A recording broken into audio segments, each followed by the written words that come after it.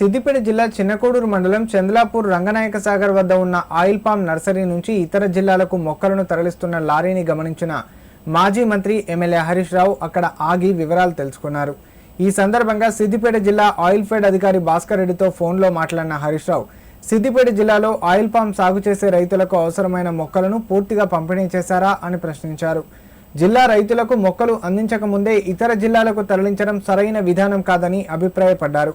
జిల్లాలో ఇంకా ఎంతో మంది రైతులు ఆయిల్ పామ్ మొక్కల కోసం ఎదురు చూస్తున్నారని, వారికి వెంటనే మొక్కలు అందించేలా చర్యలు తీసుకోవాలని సూచించారు. సిద్దిపేట జిల్లా రైతుల అవసరాలు పూర్తిగా తీరిన తర్వాతే మిగిలిన మొక్కలను ఇతర జిల్లాలకు పంపడంలో ఎలాంటి అభ్యంతరం లేదని, అయితే స్థానిక రైతులు మొక్కలు కోరుతున్న సమయంలో ఇతర జిల్లాలకు తరలించడం సమంజసం కాదన్నారు.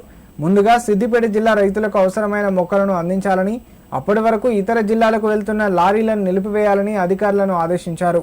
అనంతరం నర్సరీ నిర్వహణపై కూడా హరీష్ రావు అసంతృప్తి వ్యక్తం చేశారు.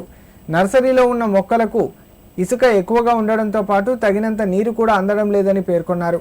నర్సరీ నిర్వహణను మరింత మెరుగుపరచాలని, అధికారులు వారానికి ఒకసారి నర్సరీని సందర్శించి పరిస్థితులను పరిశీలిస్తూ అవసరమైన చర్యలు తీసుకోవాలని సూచించారు.